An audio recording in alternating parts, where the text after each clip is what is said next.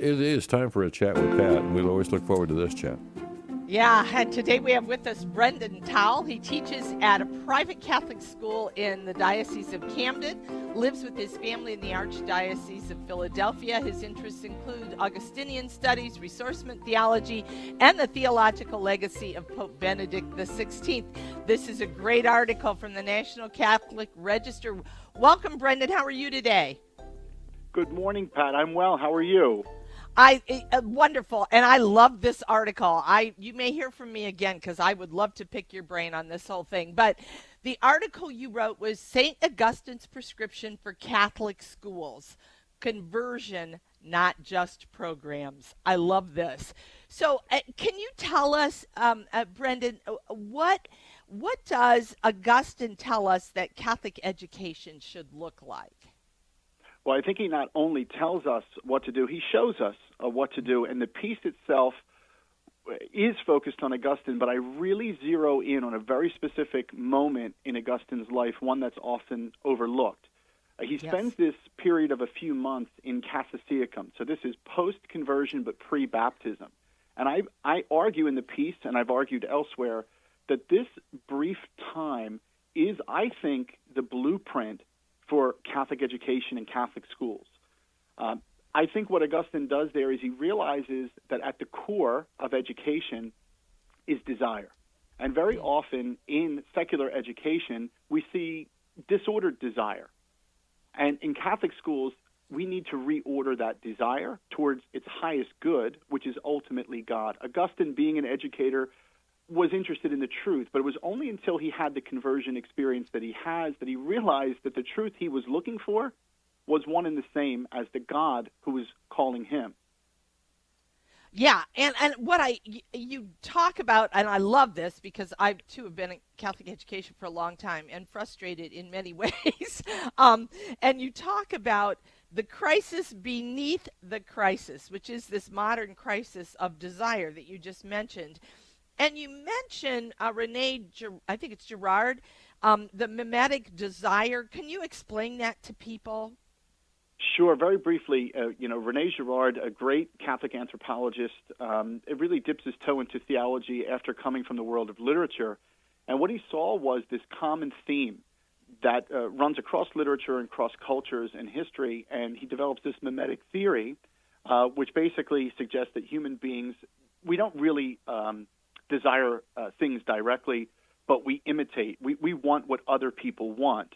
And the trap that I think educators and education can get into is this cycle of imitation and mimicking.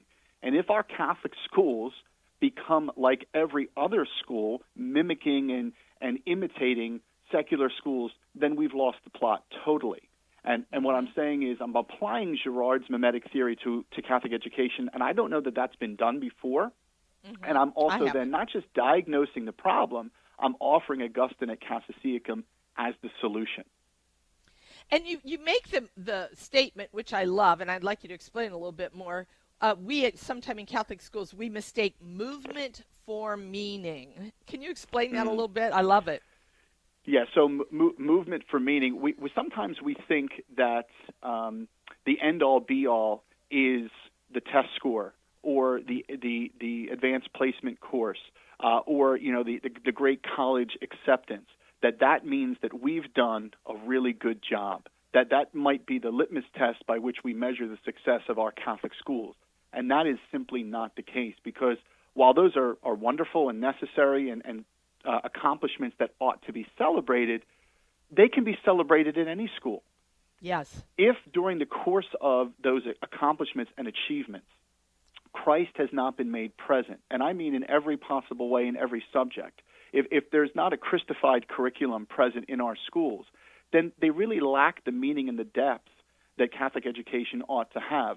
If schools, and again I'll use another sort of pithy phrase I like to use, if our schools choose maintenance mode over mission, then again we are not we're not doing what we ought to do as Catholic educators. And I simply use this article to kind of maybe bring us back at the beginning of the school year to say, hey, listen, this is a new year is always a new opportunity to start fresh and maybe look back and say, how can we be better?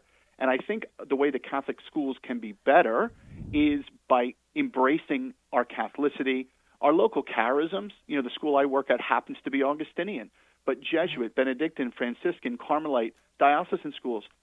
Lean into your charism. Know your vocabulary. Do you have mission directors? Are your campus ministry departments and your theology departments, are they siloed away, or are they really, part and parcel of the experience of your students every day? I think those are the questions that Catholic educators and administrators need to be asking. And I think my article, hopefully, as you're pointing out, it sparks some interest. Oh, yeah, it's a wonderful article. And I love that you bring, obviously, Pope Leo XIV into it. You use one of his quotes: "Our schools should be the places where students begin to recognize that education is a movement of the soul, a preparation for the joy of communion." And I think that's wonderful, because I think we think of education, and I see it all the time, it's purely an academic pursuit.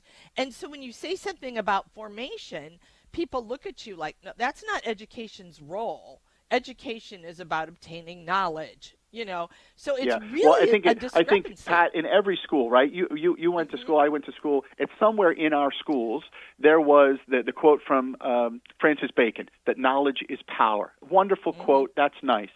But in Catholic schools, we ought to teach our students what to do with that knowledge and power once they achieve it. And that's what's wrong with the world is, okay, you've all these people now, young people especially, with knowledge and power, but they have no purpose, they have no mission, and that's when I think our world takes a negative turn. Yeah, and then we become about, obviously, the worldly culture and not the kingdom of God. So you bring up the Blessed Sacrament. So why is the Blessed Sacrament the proper basis for Catholic education? Well, again, what properly makes a Catholic school is Jesus Christ. I mean, he is the reason and purpose for all of our schools of any charism and of any grade level. So if Christ is not the focal point of our schools, then again, there is no point. We ought to just close up shop, because Edgar Allan Poe is Edgar Allan Poe at your local public school, right? There's no such thing as Catholic math. Right, the equations have to balance regardless of what school you're going to. But a Catholic school, having Jesus Christ, especially made fully real and present in the Blessed Sacrament, in the Eucharist, and in regular celebration of that Eucharist in a school community, that is what a school community ought to revolve itself around. The academic week, the athletic week, the social, emotional schedules of our students ought to be centered on Christ, because the Church teaches, the Second Vatican Council, that the Eucharist is the source and summit of the Christian life. And why should that be simply something that is experienced at our parishes?